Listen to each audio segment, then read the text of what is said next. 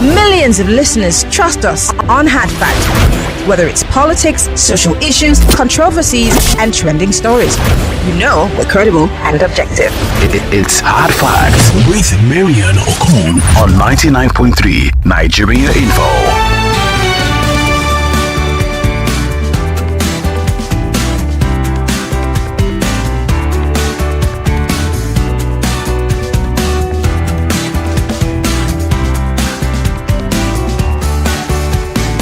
2 minutes gone past the 3 minutes actually gone past the 5 o'clock hour. Welcome to the Big Hard Facts this Thursday on 99.3 Nigeria Info. I am MaryAnn Okon, and today we're looking at the heart of Nigeria's most vital industry and one of its greatest sources of public anger, I must say. It's oil and gas. In the past week, tensions boiled over when Africa's richest man, Aliko Dangote, publicly accused the chief executive of the Nigerian Midstream and Downstream Petroleum Regulatory Authority, NMDPRA, of corruption. And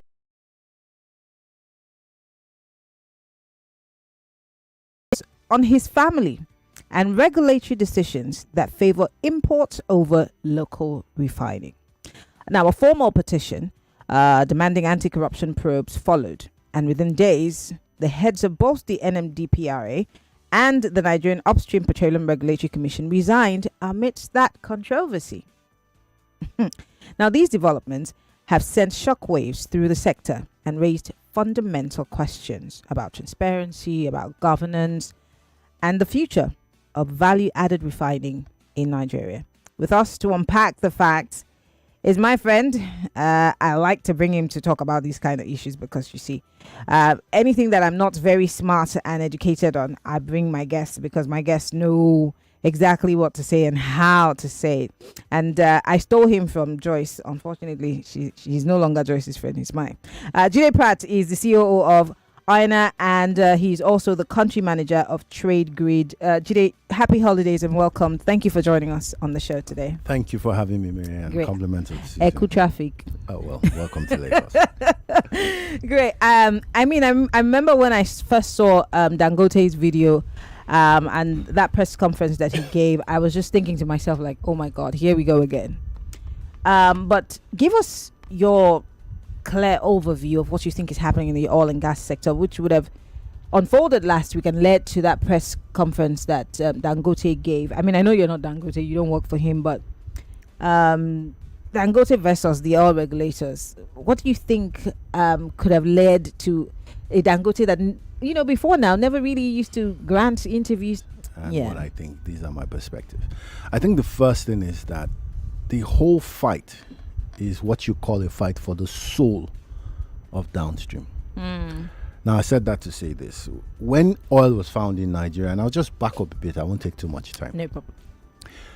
The aim was to get crude oil, which was natural wealth for the country from the ground. So when Fortunately, I think we got a quick response, which was, well, I would not come to the media and exchange words with Dangote. That's it.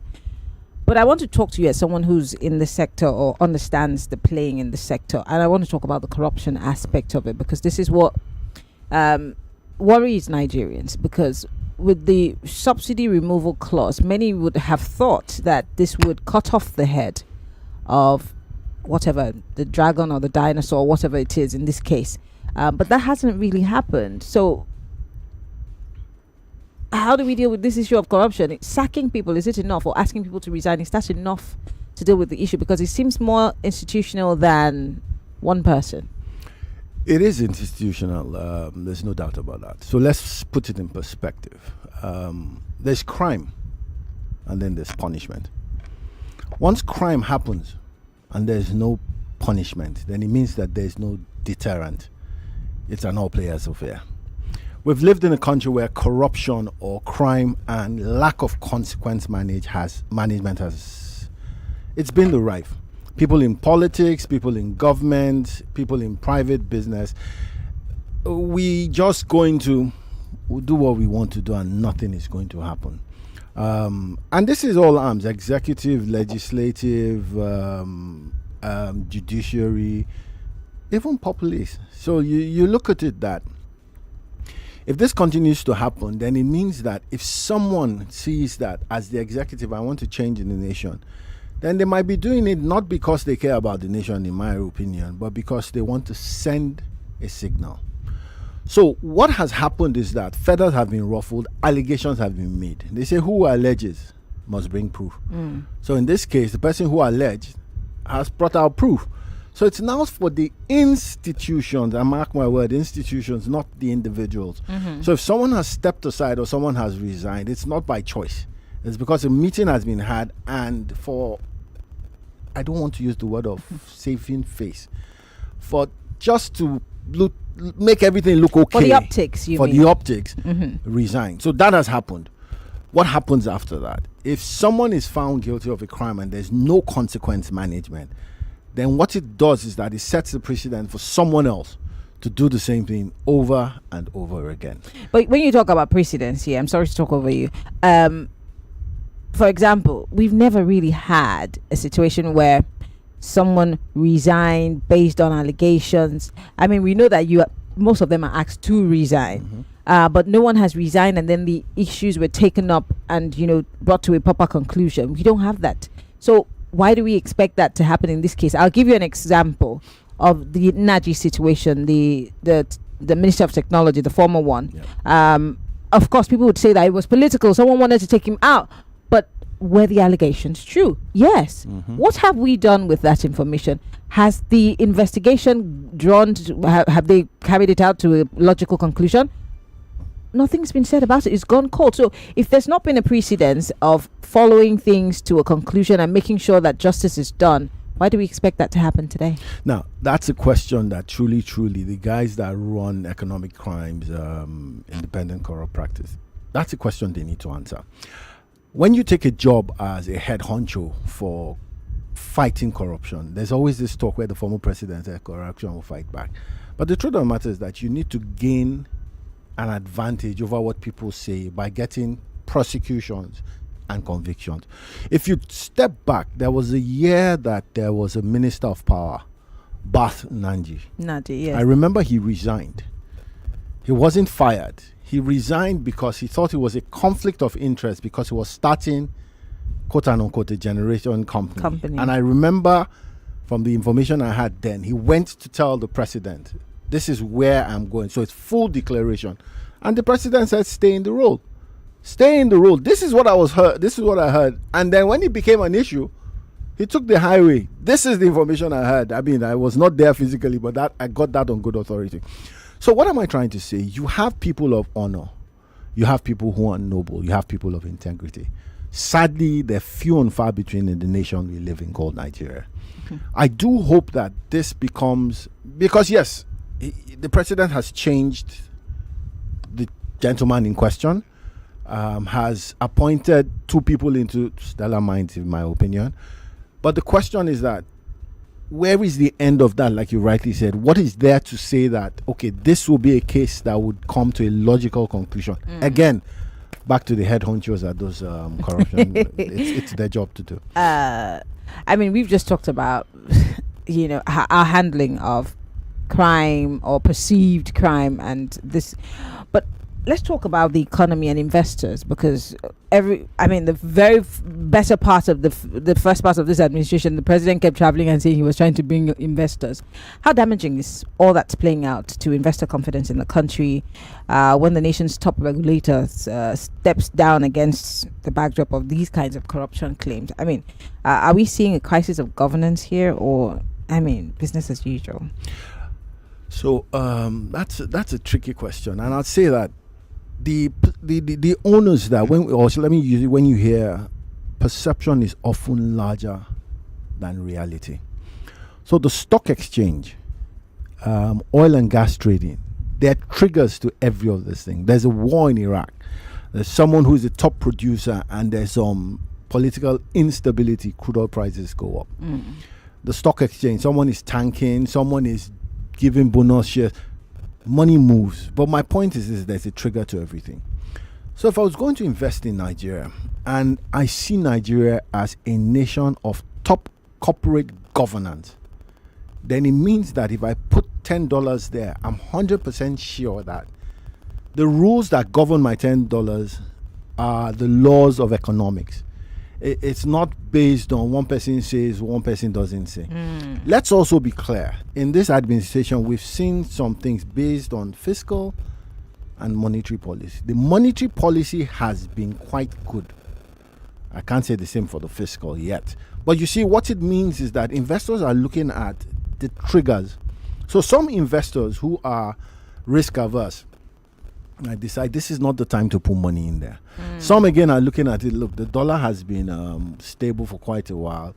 There's predictability about my investment, and still go ahead. But what am I trying to say? This action, what has happened will cast aspersions for some, and for some it will be business as usual. For some it will just be like, let me hedge my bets and reduce my investment. It's not positive. It's not damning yet, but the truth of the matter is that I would say it would have been more damning if nothing happened. So think about it now. The president said, okay, you know what, gentlemen, thank you for your service. But if nothing happened, it could have been worse. But hey, it is what it is. I'm still talking about how, the world perceives us and all of that. Does this controversy between Dangote and Farouk expose deeper structural problems in the petroleum industry? I mean, you've given us a little bit of history. For example, the persistence of imports dependency despite local refining capacity, and of course the conflicting interpretations of the Petroleum Industry Act. That part blows my mind, because I feel like everybody just, especially when you have these controversies with the independent marketers, everybody just wants to quote these some parts of the PIB PIA to suit their position. Will we ever be able to surmount this problem in the oil and gas sector? I think we will, but it's a long road. This is a marathon, it's not a sprint. It took us so long to get the petroleum industry bill into an act. So it's not a law that is finite. Yeah. It's going to be a law that is going to be iterated multiple times. However, these are the things we need to understand. The principle of the Petroleum Industry Act is a deregulation principle. So if it's a deregulation, and I ask people, where do we decide and believe that because we now have a super refinery, there should be no imports? It's a fallacy. Yeah. So think about it, and people need to just get on their phones, do research, Google. But people make an argument and say, well, now we have one that is, why do we need to import? Why do we need to keep importing? And how are we sure that these imported fuels or, petroleum products are safe? Now, very, very important question, and I'm going to take it logically. Why do we keep importing when we have a refinery that, quote and unquote, can feed the nation? Number one, that refinery is a single train refinery. So what it means is that if there's a sulfur buildup, if they need to do a turnaround maintenance, what will automatically happen is that there are no products for that. We'll have period. a fuel crisis. Now, even though they would say, I have stock in my tank, that's fine. But the truth of the matter is that a refinery cracks crude for a spread. So it means that sometimes imported products will be cheaper than local. And that's why you find out in Saudi Arabia, sometimes they want to buy jet fuel. Sometimes they want to buy some gasoline or gas oil. Even though they refine up to 13 million barrels a day, you go and import it. It's a numbers game. It's a commercial game. You crack for a spread. That said, God forbid anything happens at the axis where a refinery is. If it's a single source, then what it means, there are no alternative sources. Think about it. There's a port in Calabar. There's a port in Warri. Yep. There are ports in Port Harcourt. There are And ports in Kaduna. Ogara.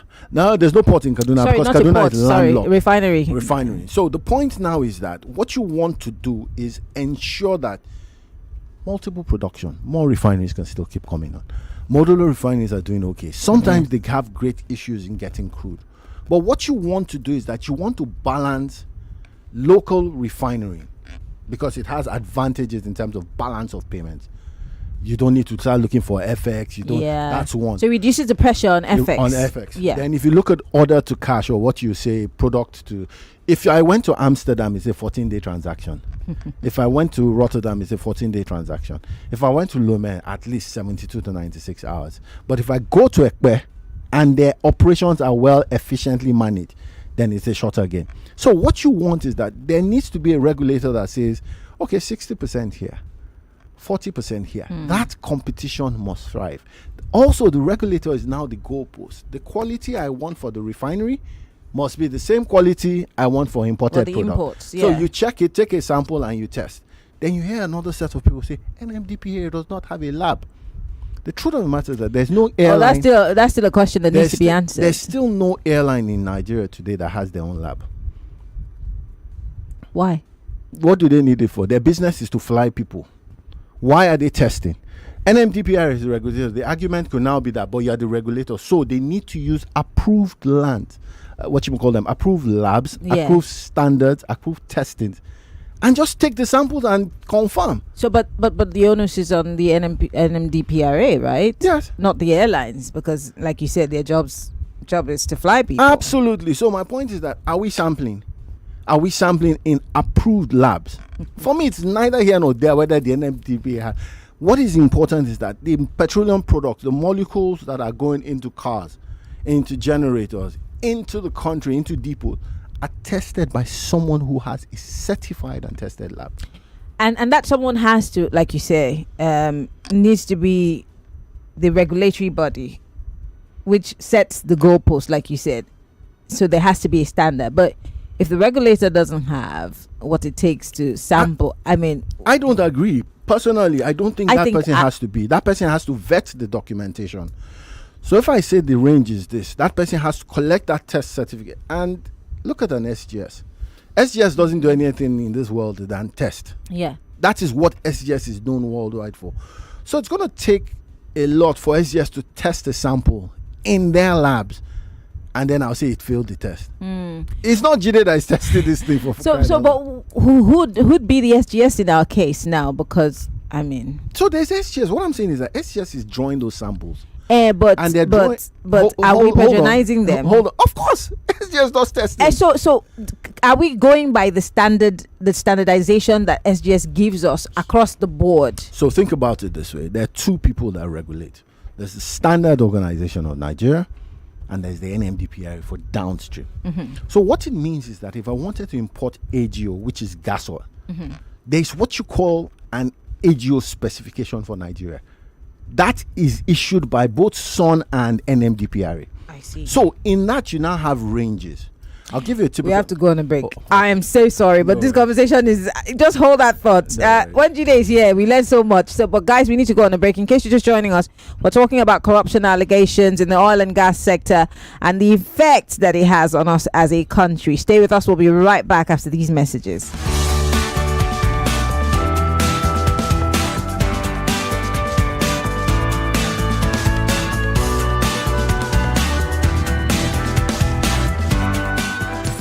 Is your number one station 99.3 99.3 Nigeria Info. Let's talk.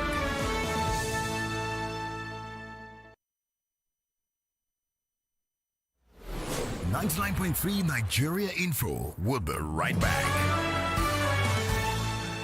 Introducing So Clean Pink Detergent, Nigeria's first pink detergent innovation, specially formulated to make your clothes look and smell amazing. It's with 2 times perfume, so every wash releases a burst of long-lasting fragrance. It's soft on clothes with color guard that leaves your colored clothes vibrant and bright. So Clean Pink delivers great cleaning while treating your fabrics to a touch of luxury. Feel the pink with So Clean, the number 1 pink detergent. Hey ladies, do you know Nigerian women are celebrated for their radiant glowing skin? That's right. But with a hot sun, protecting our skin can be a challenge. Good news! Perfectio by Vitabiotics UK gives you targeted support for great looking skin, hair and nails. Packed with biomarine collagen, botanical extracts, and other micronutrients which contribute to skin hydration and radiance while reducing other skin imperfections. Available in pharmacies near you. Perfectil, beauty from within. On the 12th day of Christmas, my Maggie gave to me 12 slices suya, 11 orishi, 10 wraps of moi moi, 9 efodiro, 8 plates of unkwabi, 7 pepper soup, 6 season snails, 5 fried fish, 4 cocoa bangus, 3 pasi jollof, 2 giz dodo, and fufu with egusi.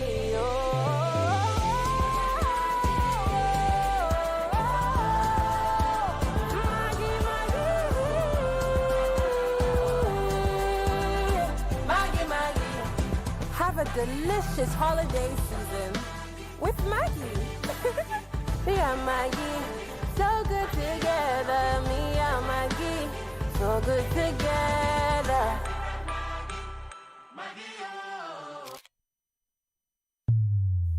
Hey, yeah, now Rabi, with Rabi, but it's strong, my mouth is fresh, it clean well, oh, now R.L.P.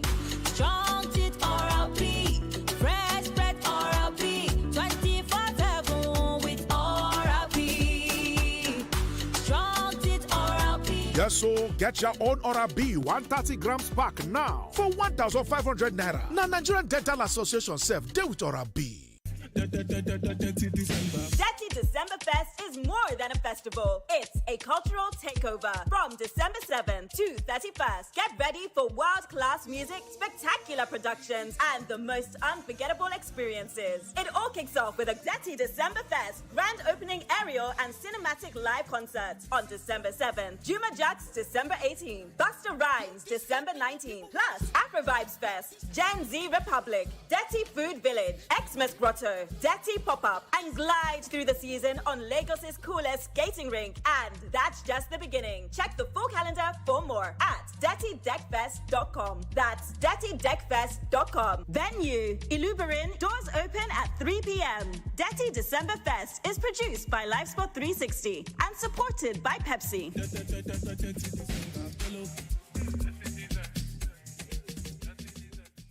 You don't just vibe to anything, and that's okay. Do you like it hot? Hit me. Then go for Mini Me Noodles Ninja Pepper flavored, the spicy rebel. Do you like it fresh? Smooth. Then get your Mini Me Noodles chicken and veggies flavor, the fresh king. Maybe you like to party. Giggy. Then you need to have a taste of Mini Me Noodles Patty Jollof flavor, party starter. Or you could be a foodie. That's it. And you'll love Mini Me Noodles sloppy chicken flavor, the foodie vibes. Whatever you like, Mini Me's got a flavor for you, so pick your vibe. Mini Me Noodles. Slop life. No matter where you are, city or out of town, you deserve a great reliable connection. The Airtel 5G Smart Connect not only delivers that, but also gives you unlimited data to stream, download, and browse in your home or office. It also comes with wider coverage and super fast speed, all for just 25,000 naira. Visit the nearest Airtel shop to start enjoying unlimited data now. Airtel. The biggest food festival on the African continent is back. It's the GTCO Food and Drink Festival, wait for it, Holiday Edition. That's right, on Saturday 20th and Sunday 21st December 2025 at the GT Center, Plot 1 Water Corporation Drive, Oniru, Victoria Island, Lagos, the GTCO Food and Drink Festival returns for a special holiday edition. Think mouth-watering street food, retail stores, exclusive chef demonstrations, and master classes. And for the kids, a magical holiday wonderland. The GTCO Food and Drink Festival is for everyone. Your holiday experience starts here and attendance is free. After all, what's a holiday without good food? Don't miss the holiday edition of the GTCO Food and Drink Festival on Saturday 20th and Sunday 21st December at Plot 1 Water Corporation Drive, Oniru, Victoria Island, Lagos. The GTCO Food and Drink Festival, supporting small businesses and promoting enterprise. So, my pregnant wife, Eniola, had her cravings and nothing satisfied her.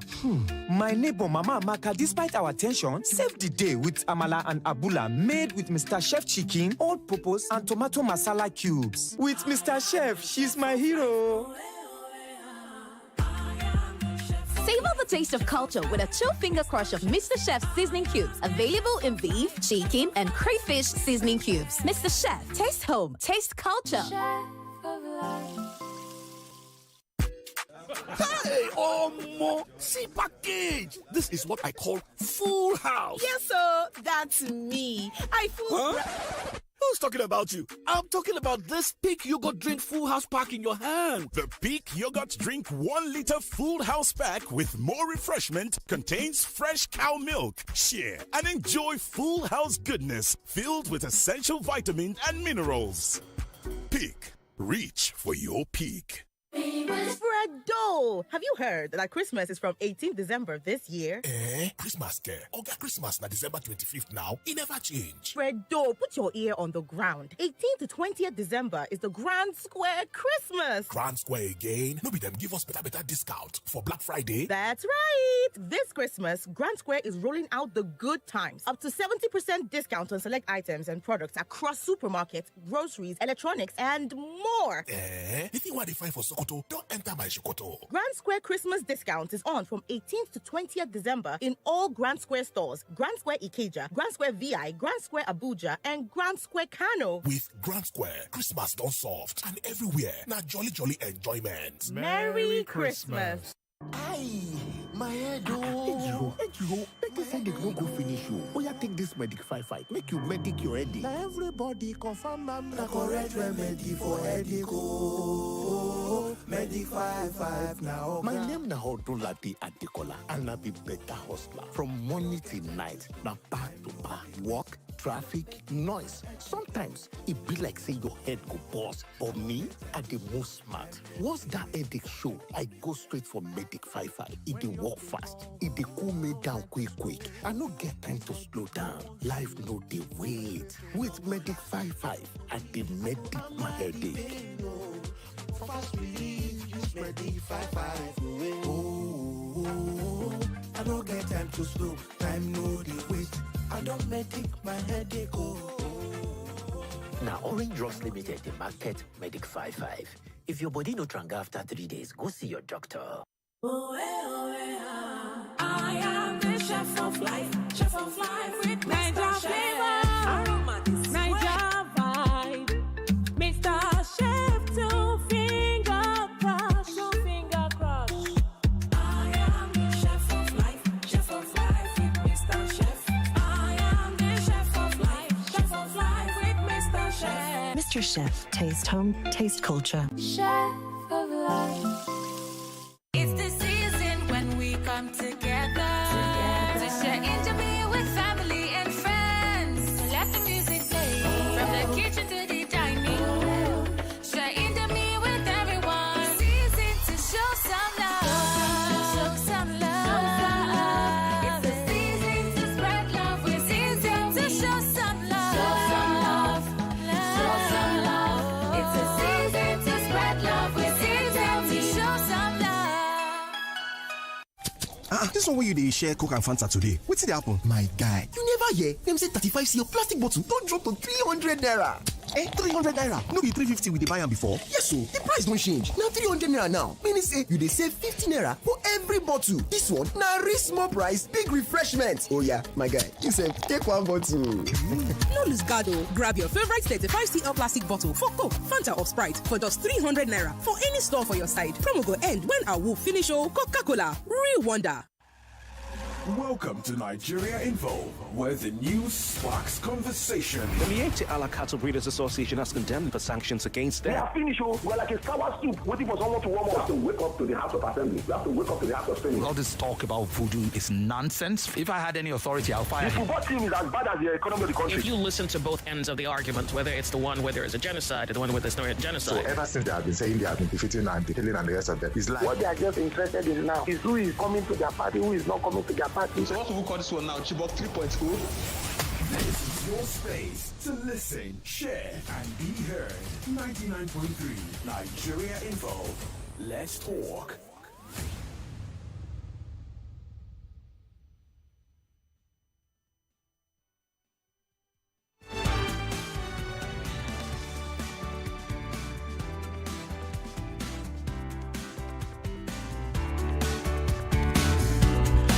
All right, we're back. In case you're just joining us, program is Hard Facts, 99.3 Nigeria Info. 36 minutes gone past the 5 o'clock hour. We're still talking about the oil and gas sector. Jide Pratt is still here with us in the studio. We're live on Facebook.com/Nigeria Info FM. We're also live on YouTube, Nigeria Info FM. Post your comments. So we're talking about the resignations, the allegations, the corruption in the oil and gas sector. And before we went on the break, Jide was trying to explain to us, because I was saying that will we ever be able to get rid of this hydra-headed monster in the oil and gas sector?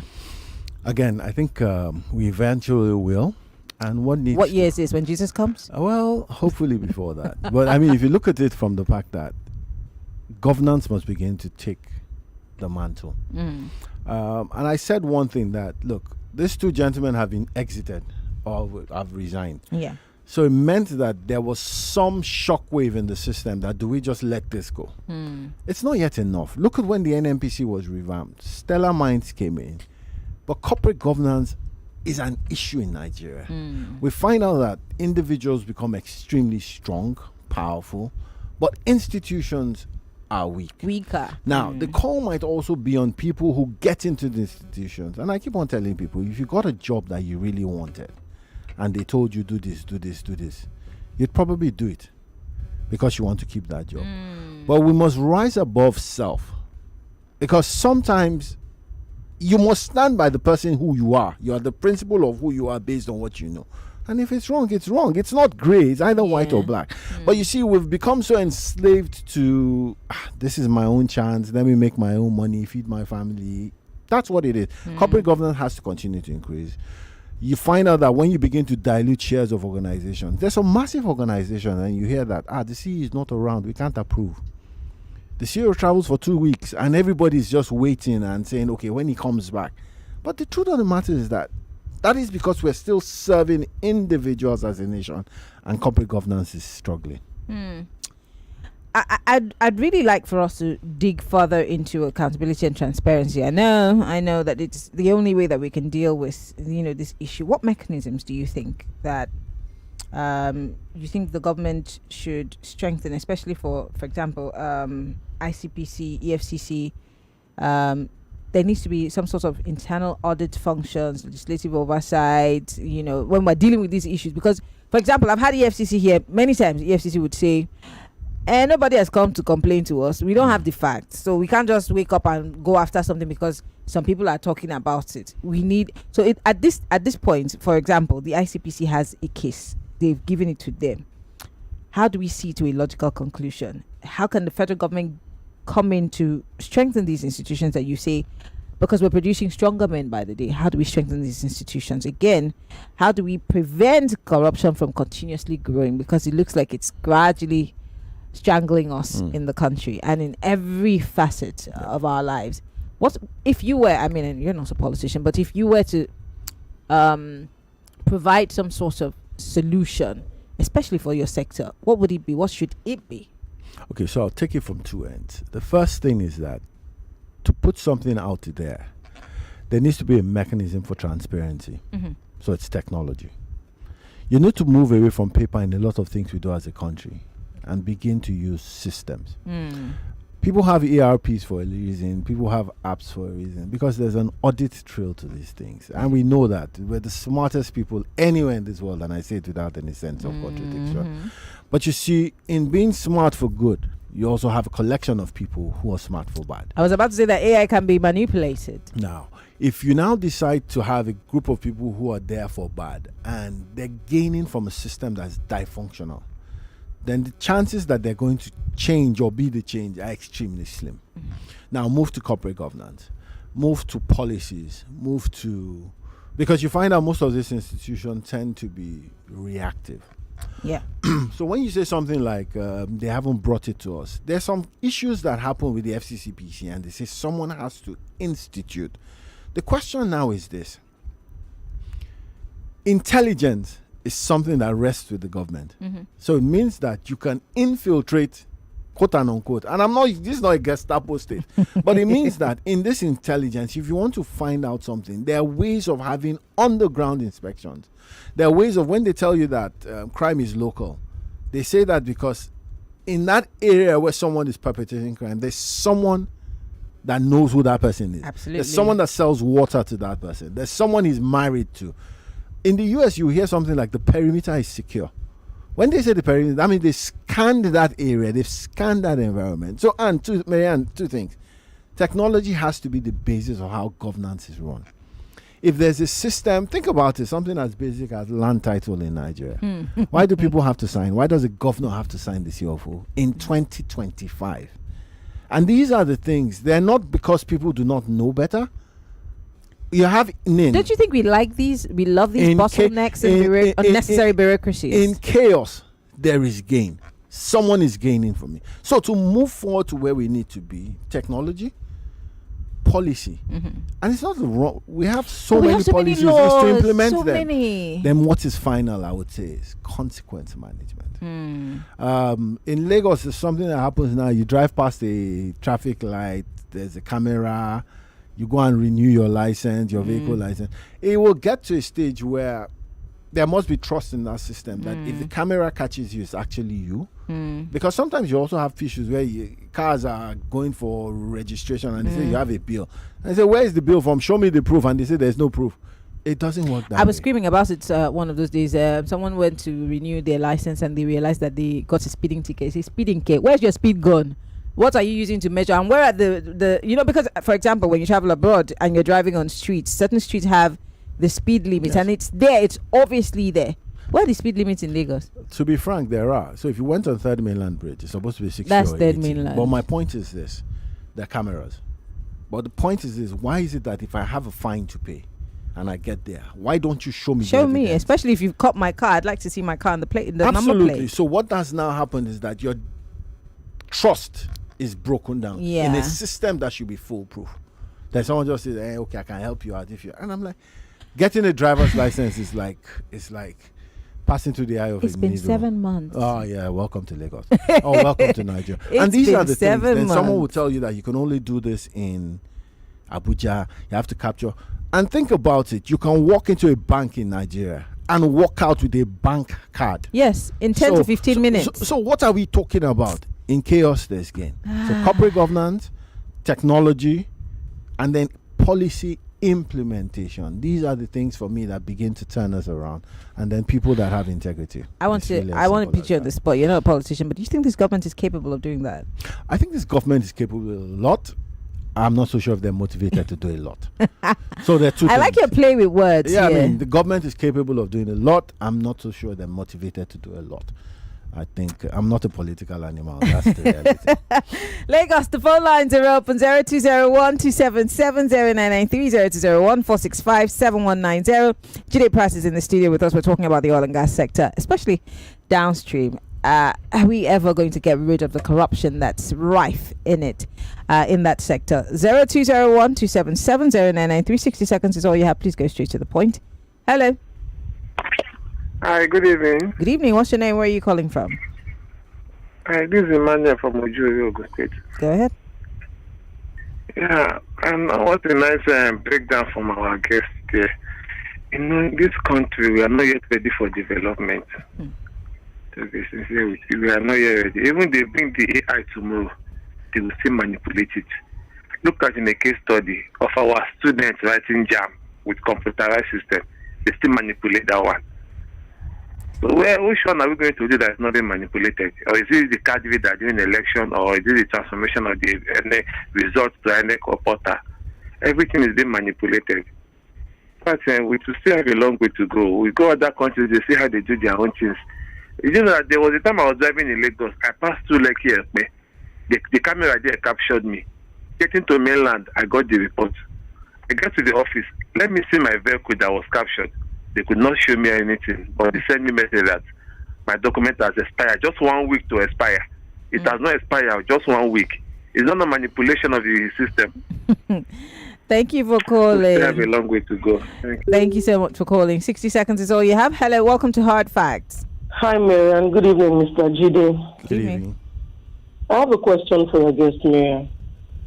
This hurricane, Dangote, like I term it, issue that has hit Mr. Farouk and his counterparts, it gladdens my heart, too.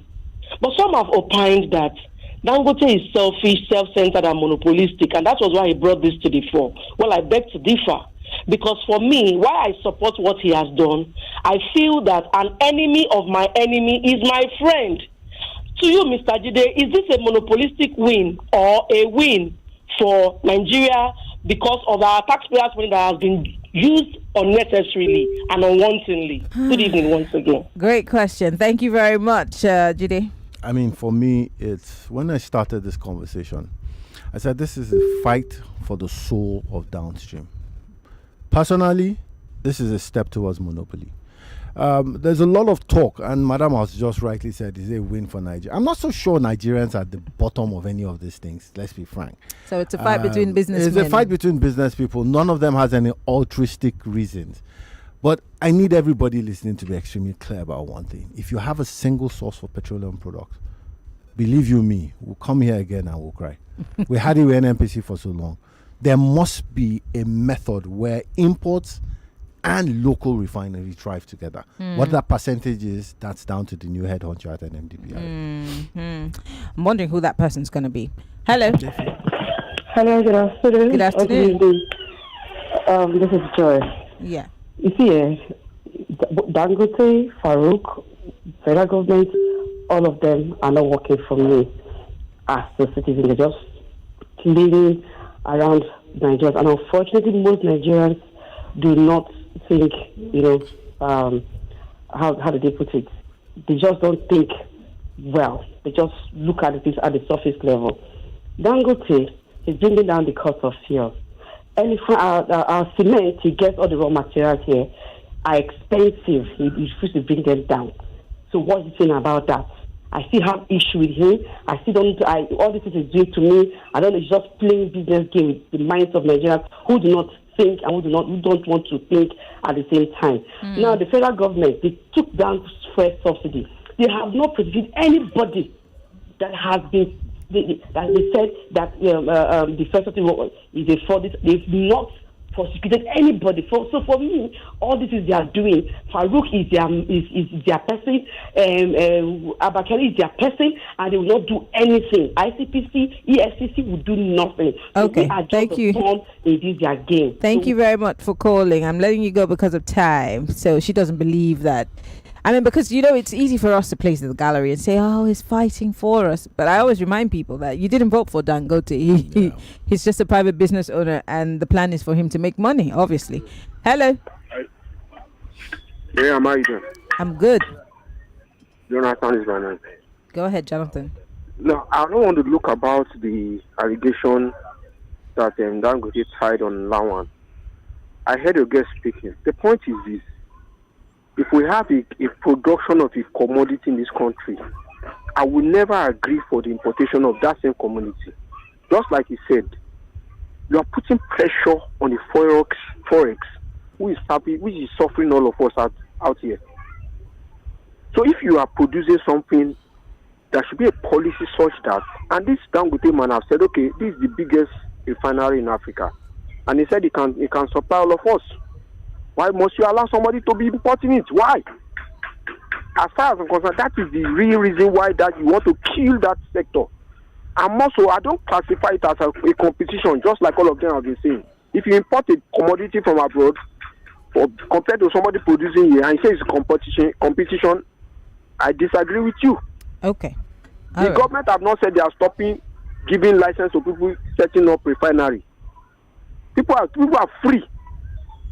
So I don't think I'm in that line. They should encourage this man to make this market, and also people will get jobs. All right. It should be encouraged, please. Yeah, but Dangote is one out of so many people who intend to open refineries. Yes, he will be encouraged. I don't think that you meant that he should be taken out of business. You're saying that he needs to thrive side by side with the importers. Yeah, the gentleman made some points where he's saying that, look, he believes personally that once there's local refining, there should be no shut import. that. It doesn't work that way. Some of us like basmati rice. So his point is that he should be encouraged. That was why they started giving him crude at one time. Sadly, it wasn't enough. The country was not producing. No, I think the first thing we did was change it to Naira. Fantastic. And that is basically so that the super refining, let's be extremely clear about one thing. And that's why when I started, I talked about where we were and how we got here. A super refinery in the country, there is nobody that will say it's not a massive plus. Yes, but as the only source of supply for petroleum products, it's not going to work. It cannot work. It should not work. Okay. All right, let's take one last call before we wrap things up. Hello, welcome to Hard Facts. Yeah, good evening. Good evening. Yeah, this is Eme from Bariga, first-time caller. Well, welcome, Eme. Yes, indeed. I really want to ask your guests, really. Would you describe Farouk or the would you describe his resignation as honorable or dishonorable, given that he was actually accused by Dangote and he had to throw in the towel? So how would you describe it? Would you also subscribe to the fact that he should be, investigated and prosecuted to serve as a deterrent to whoever is occupying that office? Thank you. Thank you, Emma, for your question. Brilliant question. I mean, for me, and when we started, I talked about crime and punishment. I also said who we alleges should bring proof. If proof has been brought in, I now pass it on to the investigators, quote and unquote, to do their jobs. It's as simple as that. Now, whether it's honorable or dishonorable, sadly, we're not even sure because we don't know what the case transpired. is. Yes. Ideally, when something happens in an honorable, is that if there's an allegation, you hear someone come out and say, you know what, so that I do not impede this investigation process, I'm stepping aside. That's honor. If he got to that stage, if he was going to do it again, those are not conversations I'm privy to. Yeah. I mean, I guess that as Nigerians, we'll continue to wonder. There's always going to be room for speculation because we don't see our government as implementers. We see them they're more reactionary. In other words, it's because people have screamed about it or somebody has literally posted about it or done a press briefing, and so it's like, oh, that's so embarrassing. Okay, somebody has to go now. Well, how about us preempting these things? I mean, especially for the downstream sector, I'm sure that if we were to take a poll of people who have any trust in the NMPCL or the downstream sector, everybody would say, maybe everybody would be, 90% of Nigerians would be like, we don't know what's happening there. The truth of the matter is that once there's a trust deficit and it stays for a long period of time, you've eroded trust and confidence. That is what I spent over 2 decades in downstream. It's a dirty sector, and I say that without any fear of contradiction. But in that same sector, there are people of impeccable character. So now the question is this: are they in the minority or are they in the majority? I can answer, they're in the minority. So that's really what it is. Because if they were in the majority, we'd probably not be having these conversations over and over again. We'd be seeing more actionable plans and, But anyway, I want to say thank you to my guest. Jide Pratt is the CEO of INA and country manager for Trade Greed. Jide owes me an inverter. I'm saying it's on radio now so that you're not I only sell solar lights. Yes, give me. My name is MaryAnn Okon. Thank you, Jide, for coming to the studio. Happy holidays. Enjoy the holiday. I will be here still talking in your ear every other day. We wish you well from afar. Thank you very much. All right, Lagos, I'll see you guys tomorrow. Bye-bye. Tomorrow is Hard Fact Awards, and then from next week, while caroling our way through the week. I love you, Lagos. Bye-bye.